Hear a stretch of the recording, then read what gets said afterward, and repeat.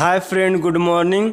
चलिए आज हम ज्योग्राफी का क्लास लेते हैं और इस क्लास में यह लेक्चर थर्ड है। यह चैप्टर 1 जो 6 क्लास का आप लोगों को हम स्टार्ट किए थे, यह लेक्चर थर्ड है।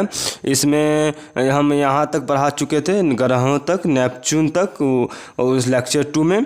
इससे आगे हम चलिए फ्रेंड आज हम बताएंगे इस लेक्चर में। और आप लोग अगर वो लेक्चर 1 और लेक्चर 2 नहीं देखे हैं तो कृपया जाकर देख लें, उसके बाद ही यह वीडियो आप लोगों को समझ में आएगा। यह क्लास उस स्टूडेंट के लिए हेल्पफुल है फ्रेंड जो जेपीएससी या यूपीएससी या अनदर कोई भी कंपटीशन एग्ज़ाम की तैयारी कर रहे हैं, या अभी जो प्रेजेंट में 6 क्लास में है उसके लिए भी यह क्लास हेल्पफुल है। और हम इसी इजी तरीका में पढ़ाते हैं फ्रेंड, ज़्यादा हार्ड तरीका नहीं है। बस लाइन बाय लाइन पढ़ते चलना है और आप लोग इसी तरह के पढ़िएगा तो आप लोग कोई भी कंपटीशन एग्ज़ाम को क्लियर कर सकते हैं। चलिए फ्रेंड, ज़्यादा टाइम वेस्ट नहीं करते हुए आप लोगों को क्लास का लिया जाता है, आज का क्लास स्टार्ट किया जाए। चलिए फ्रेंड, लेक्चर 1 और लेक्चर 2 को थोड़ा जल्दी में रिव्यू कर देते हैं, आप लोगों को बता देते हैं। जैसे कि चैप्टर 1 में हम आप लोगों को खगोलीय पिंड, क्षुद्र ग्रह, इस सब के बारे में बताए हैं।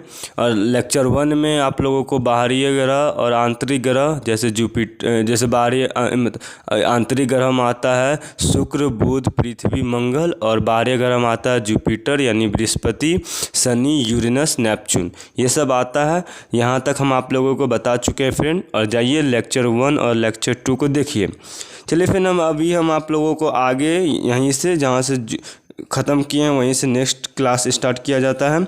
चलिए फ्रेंड, आज का क्लास स्टार्ट किया जाए। तो अभी तक प्लूटो भी एक ग्रह माना जाता था, परंतु अंतर्राष्ट्रीय खगोलीय संगठन ने अपनी बैठक अगस्त 2006 कब किया था बैठक 2006 में यह निर्णय लिया कि कुछ समय पहले खोजे गए अन्य खगोलीय पिंड जैसे 2003 UB 313 सीरिस तथा प्लूटो बौने ग्रह कहे जा सकते हैं। जैसे कि प्लूटो बहुत दूर थे, तो बहुत दूर रहने के कारण सूर्य का प्रकाश भी वहाँ पर नहीं पहुँचता और बहुत धीरे से वह सूर्य के चक्कर लगाता है, जिसके कारण ये प्लूटो बहुत दूर होने के कारण यहाँ पर सूर्य का लाइट भी नहीं जाता है और बहुत धीरे लगाता है। इसलिए इसको अंतर्राष्ट्रीय खगोलीय संगठन ने, जो कौन थे, या अंतर्राष्ट्रीय जो खगोलीय संगठन है वो कितना में 2006 में जब वो बैठक किए थे तो उस समय बहुत सारे खगोलीय पिंडों को खोज हुआ था, जैसे 2003 सीरसा, ये सब को खोज हुआ था। तो वो सब सारे ग्रह और तथा प्लूटो ग्रह को बौने ग्रह कहे जा सकते हैं। मतलब ये दोनों ग्रहों को, प्लूटो को और ये सबको क्या कहते हैं, ग्रहों की काउंटिंग में से हटा दिया गया। उसके बाद से ग्रहों की संख्या 8 कर दी, पहले 9 था, अब 8 कर दिया गया। अब बुध, शुक्र, पृथ्वी, मंगल, बृहस्पति, शनि, यूरेनस, नेपच्यून, यहाँ से स्टार्ट कर दी, यहाँ तक काउंटिंग 8 कर दिया। इसलिए फ्रेंड कंफ्यूज नहीं कीजिएगा। अगर आपसे कोई भी क्वेश्चन करे कि प्लूटो को कब ग्रहों की गिनती से हटा दिया गया, तो आपको आंसर देना है 2006 से। कब से? 2006 से। किसके कहने पर यह गिनती से प्लूटो को हटा दिया गया ग्रहों की काउंटिंग में? तब अंतर्राष्ट्रीय खगोलीय पिंड की बैठक कारण, अंतर्राष्ट्रीय खगोलीय संगठनों के बैठक के कारण प्लूटो ग्रहों को हटा दिया गया। प्लूटो ग्रह को हटा दिया गया ग्रहों की काउंटिंग से। इसे बौने ग्रह के नाम से जाना जाता है। अब तो इस टॉपिक से कोई भी क्वेश्चन में तो आप लोगों को प्रॉब्लम नहीं होना चाहिए। अगर एक क्वेश्चन और है, प्रॉब्लम हो सकता है कि कौन सा खगोलीय पिंडों की खोज हुई थी उस समय, तो याद रखिएगा 2003 UB 313 और एक सीरस, इसे भी याद रखिएगा फ्रेंड। ठीक है फ्रेंड, ये इम्पॉर्टेंट है, काहे कि आपसे पूछा जा सकता है कि प्लूटो को कब ग्रहों की काउंटिंग से हटाया गया, तो 2006 में, अगस्त 2006 से। ठीक है फ्रेंड, नेक्स्ट जैसे पृथ्वी सूर्य से दूरी के हिसाब से पृथ्वी तीसरा ग्रह है। आपको बताए हैं कि सूर्य से दूरी के हिसाब से पृथ्वी तीसरा स्थान है और यह 5वां सबसे बड़ा ग्रह आकार के आधार पर। यानी आपसे कोई भी क्वेश्चन करेगा कि पृथ्वी सूर्य के दूरी के हिसाब से पृथ्वी कितना स्थान पर है, तो तीसरा बोलिएगा, 3rd नंबर पे है। कहे बुध, शुक्र, पृथ्वी। अगर यह 5वां सबसे बड़ा ग्रह है तो यानी आकार के आधार पर सबसे बड़ा ग्रह पूछेगा तो आप यह बोलिएगा जुपिटर। क्या है फ्रेंड? जुपिटर। और पृथ्वी का कितना स्थान है फ्रेंड? 5 स्थान है, याद रखिएगा 5 आकार के आधार पे, कंफ्यूज नहीं कीजिएगा। चलिए फ्रेंड नेक्स्ट, भू आभा, यह ध्रुवों के पास थोड़ी चपटी है, यही कारण है कि इसके आकार को भू आभ कहा जाता है। भू आभ का अर्थ होता है पृथ्वी के समान आकार, मतलब भू आभ का आकार होता है कि जो पृथ्वी के समान जैसे दिखता है, जैसे पृथ्वी जैसा ही दिखता है। जैसे पृथ्वी गोल नहीं है, ओवल आकार का है, आप लोग पृथ्वी को गोल मत बोलिएगा फिर, पृथ्वी ओवल आकार का है, इसलिए उसी की तरह दिखने लगता है। चपटी, जहाँ पर ध्रुवों के पास थोड़ा चपटा हो जाता है, यहाँ ध्रुव है, यहाँ नॉर्थ, यहाँ साउथ पोल, नॉर्थ पोल, यहाँ पर थोड़ी सी चपटी है पृथ्वी, ठीक है फ्रेंड। उसी के समान के आधार पर दिखने लगता है। कौन? ध्रुव, उसी भू आभ कहते हैं, ठीक है फ्रेंड। चलिए फ्रेंड, आपसे हम कुछ क्वेश्चन हैं, थोड़ा इंपॉर्टेंट क्वेश्चन है, उसको बता दिया जा रहा है। और ये लेक्चर में ही चैप्टर 1 कंप्लीट हो जाएगा, सौरमंडल से पृथ्वी, इसलिए आप लोग टेंशन नहीं लेना है। जैसे कि पृथ्वी पर ही जीवन संभव क्यों है, आपसे पूछा जाएगा कि इतना सारा ग्रह है तो पृथ्वी पर ही जीवन संभव क्यों है, पृथ्वी को अद्भुत ग्रह क्यों कहा जाता है। तो आपको अद्भुत ग्रह क्यों जब कहा जाता है, इसका तो उत्तर देना होगा, इसका आंसर तो देना होगा फ्रेंड। तो इसका आंसर है फ्रेंड, जीवन के लिए अनुकूल परिस्थितियां संभवतः केवल पृथ्वी पर ही पाई जाती है, क्योंकि पृथ्वी पर ना तो अधिक गर्म है और ना ही अधिक ठंडी है। यहाँ पानी एवं वायु उपस्थित है जो हमारे जीवन के लिए आवश्यक है।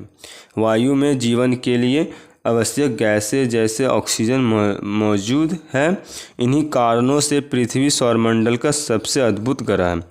मतलब हम लोगों को जीवन जीने के लिए क्या क्या ज़रूरत है? पहला वायु, दूसरा पानी, तीसरा खाना, चौथा घर। तो ये सब सारी सुविधा पृथ्वी पर उपस्थित है। और पृथ्वी ना अधिक गर्म है ना अधिक ठंडी है। ये सब अनुकूल परिस्थितियों होने के कारण पृथ्वी को अद्भुत ग्रह कहा जाता है। इसलिए फ्रेंड कंफ्यूज नहीं कीजिएगा, आपसे कोई पूछेगा पृथ्वी पर जीवन ही क्यों संभव है और सारे ग्रहों पर जीवन संभव क्यों नहीं है, तो आप लोग आंसर दीजिएगा। क्योंकि पृथ्वी पर बहुत सारे अनुकूल परिस्थितियां हैं, जैसे कि चंद्रमा पर वायु नहीं है तो पृथ्वी पर वायु है। पानी भी नहीं है, वहाँ पर थोड़ा सा पानी की खोज हुई है तो पानी भी नहीं है, तो इसलिए पृथ्वी पर पानी है। बहुत चीज़ है जो हम लोगों के जीवन के लिए जो अनुकूल परिस्थिति होनी चाहिए, सारी परिस्थिति पृथ्वी पर मौजूद है। इसी के कारण हम पृथ्वी को अद्भुत ग्रह कहते हैं। चलिए फिर नेक्स्ट आप लोगों को बता देते हैं कि अंतरिक्ष से देखने पर पृथ्वी नीले रंग की दिखाई देती है। तो आपसे यह क्वेश्चन पूछा जा सकता है कि अंतरिक्ष से देखने पर पृथ्वी किस रंग का दिखाई देता है? तो नीले रंग का। अब क्यों दिखाई देता है, ये भी क्वेश्चन पूछ देता है। तो इसकी 2/3 सतह पर पानी ढकी हुई है, इसलिए इसे नीला ग्रह कहा जाता है। अब इसे नीला ग्रह भी कहा जाता है। और आपसे कोई भी पूछेगा कि नीला ग्रह किसे कहा जाता है, तो याद रखिएगा पृथ्वी को, क्योंकि यहाँ पर 2/3 भाग पर खाली पानी है, पानी ही पानी है। इसलिए अंतरिक्ष से या आसमान से देखिएगा तो ये नीला दिखाई देगा, इसलिए इसे नीला ग्रह भी कहा जाता है। किसको? पृथ्वी को। इसलिए फ्रेंड कंफ्यूज नहीं कीजिएगा। चलिए फिर नेक्स्ट, चंद्रमा। इसका व्यास पृथ्वी के व्यास का केवल 1/4 है और यह इतना बड़ा इसलिए प्रतीत होता है क्योंकि यह हमारे ग्रह से अन्य खगोलीय पिंडों की अपेक्षा नज़दीक है। हमसे लगभग 3,84,400 किलोमीटर दूर है। कितना है? 3,84,00,000 3,84,400 किलोमीटर दूर है। आपसे कोई भी पूछेगा कि चंद्रमा की दूरी कितनी है पृथ्वी से, तो आप आंसर दीजिएगा फ्रेंड 3,84,400 किलोमीटर। कितना? 3,84,400 किलोमीटर। और हम लोगों को सारे ग्रह बड़े दिखाई देते हैं और चंद्रमा बड़े क्यों दिखाई देते हैं? क्योंकि चंद्रमा सबसे नज़दीक है। किसका? पृथ्वी का। हम लोग कहाँ रहते हैं? पृथ्वी पे। नज़दीक के कारण वो बड़े दिखाई देता है, लेकिन सबसे छोटा मतलब छोटा दिखा रहा है, ग्रहों से छोटा है, बट लेकिन यह हम लोगों को ग्रहों से बड़ा दिखाई देता है, तारों से बड़ा दिखाई देता है चंद्रमा, बट लेकिन चंद्रमा नज़दीक होने के कारण यह दिखाई देता है।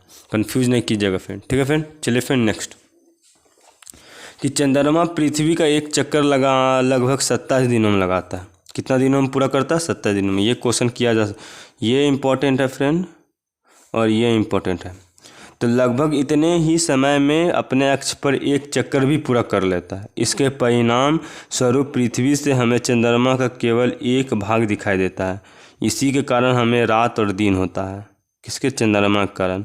काहे कि फिर ढक लेता है सूर्य का प्रकाश, तो ये रात हो जाता है, और जब ये हट जाता है तो दिन हो जाता है। सूर्य हमेशा चमकते रहता है ना, सूर्य हमेशा चमकते रहता है। ये चंद्रमा और पृथ्वी के कारण ये हम लोग को दिन और रात होती है। याद रखिएगा, ये सब बहुत इजी है। चलिए फिर एक क्वेश्चन और है कि चंद्रमा पर जीवन क्यों नहीं संभव है?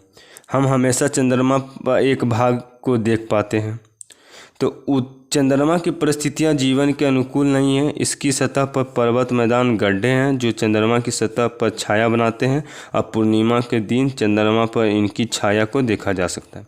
मतलब चंद्रमा पे ना पानी है, ना वायु है, ना अच्छा से रहने की कोई प्लेस है, मैदान है, वहाँ पर छाया बनता है पूर्णिमा के दिन, इसलिए वहाँ पे हम लोग नहीं रह सकते हैं। और एक भाग इसलिए दिखाई देता है क्योंकि ये पृथ्वी का उपग्रह है चंद्रमा, जिसके कारण ये यहाँ पे अटका हुआ, तो ये ओवल है, तो यहाँ ये राउंड किया यहाँ पर आ गया। तो यहाँ पर जब सूर्य है तो ये ढक गया, तो हम लोग को रात हो गया।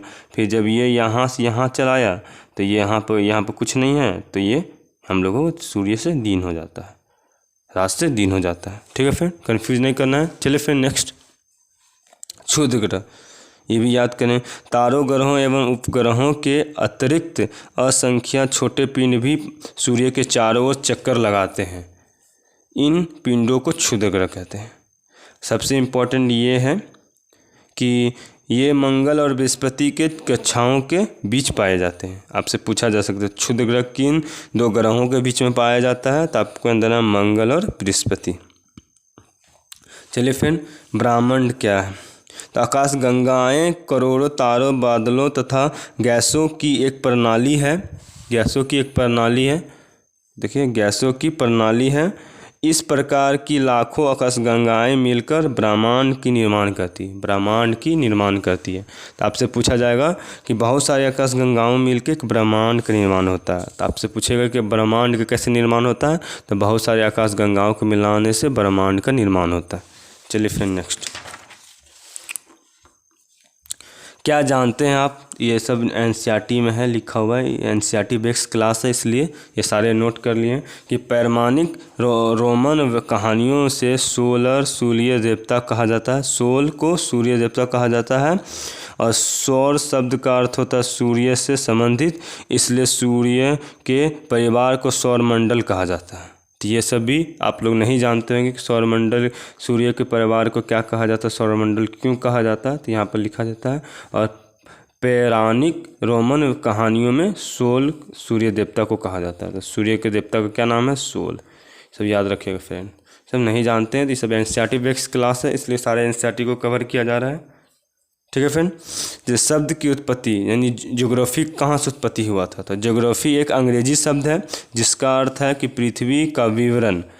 यह दो ग्रीक शब्दों से मिलकर बना है, जिनमें जीई शब्द का अर्थ है पृथ्वी एवं ग्राफी का अर्थ होता है लिखना। मतलब ज्योग्राफी का आप इसी तरह से डिफिनेशन बना सकते हैं कि पृथ्वी का वर्णन या पृथ्वी को लिखना या पृथ्वी को पढ़ना, उसी को ज्योग्राफी कहते हैं। जैसे देखिए जियोलॉजी यानी पृथ्वी का अध्ययन, जियोमेट्री यानी पृथ्वी का मापन, जियोआइडो मतलब पृथ्वी के आकार का अनुरूप।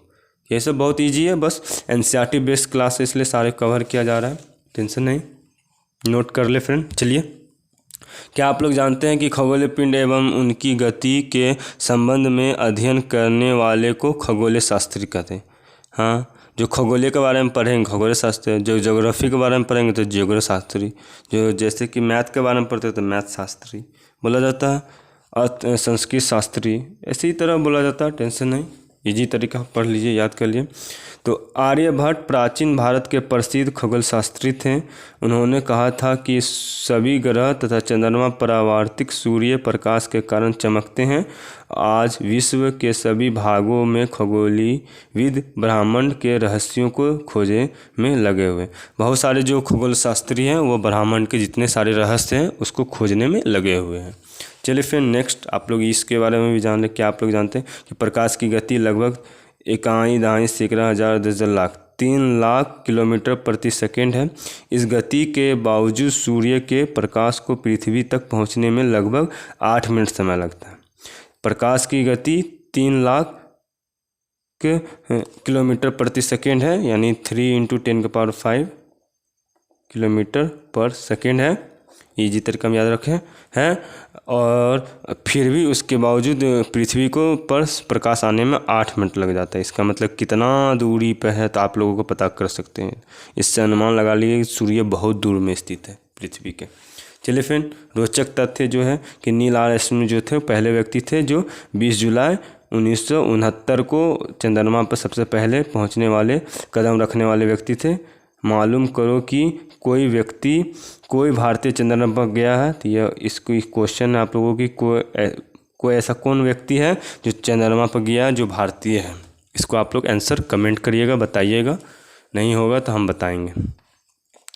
तो एक खगोलीय पिंड है जो ग्रहों के चारों ओर उसी प्रकार चक्कर लगाता है जिस प्रकार ग्रह सूर्य के चारों ओर चक्कर लगाता है। उपग्रह भी वही होता है जिससे सूर्य के चारों ओर चक्कर ग्रह लगाते हैं, उसी तरह उपग्रह ग्रहों के चक्कर लगाते हैं। ठीक है फ्रेंड, लास्ट टॉपिक है और इस चैप्टर का लास्ट टॉपिक है। इसको कंप्लीट कर ले, उसके बाद ये चैप्टर कंप्लीट हो जाएगा। जैसे कि मानव निर्मित उपग्रह एक कृत्रिम पिंड है। यह वैज्ञानिक के द्वारा बनाया गया है जिसका उपयोग ब्रह्मांड के बारे में जानकारी प्राप्त करने एवं पृथ्वी पर संचार माध्यम के लिए किया जाता है। इससे रॉकेट के द्वारा अंतरिक्ष में भेजा जाता है एवं पृथ्वी की कक्षा में स्थापित कर दिया जाता है। तो अंतरिक्ष में उपस्थित कुछ भारतीय उपग्रह इनसेट, IS, एडुसेट इत्यादि है। तो आपसे पूछेगा कि भारतीय उपग्रह का जो चंद्रमा ब्रह्मांड में है उसका क्या क्या नाम है। तो पहला है इनसेट, दूसरा है IRS, तीसरा है एडुसेट। तो ये सब याद कर लीजिएगा फ्रेंड। चलिए फ्रेंड, थैंक यू फ्रेंड। यहीं पर आज का क्लास कंप्लीट होता है और सौरमंडल से पृथ्वी भी यहीं पर समाप्त होता है चैप्टर 1 6 क्लास का। आप लोगों को फिर नेक्स्ट क्लास में चैप्टर 2 स्टार्ट किया जाएगा। क्या स्टार्ट किया जाएगा फ्रेंड? चैप्टर 2 जिसका नाम है ग्लोब अक्षांश एवं देशांतर। मतलब अक्षांशीय रेखा और देशांतरीय के बारे में पूरा ज्ञान देंगे। और उस क्लास में NCERT बेस्ड क्लास है। ये सारा NCERT से ही पढ़ाया जाएगा, NCERT कवर किया जाएगा। इसलिए आप लोगों को कोई भी क्वेश्चन मिस भी नहीं होगा, इसलिए इस चैनल पर बने रहें। अगर आप लोगों को अच्छा लगे और सारे स्टूडेंट तक हेल्पफुल रहे, इसलिए इस चैनल को शेयर कर दीजिए कि सारे स्टूडेंट तक पहुंच जाए और सभी स्टूडेंट को हेल्पफुल रहे पढ़ने में। चलिए फ्रेंड, थैंक यू फ्रेंड। अगर अच्छा लगे तो like and share. Thank you friend, thank you watch this video. Next class में आप लोगों को चैप्टर 2 स्टार्ट किया जाएगा। Thank you friend.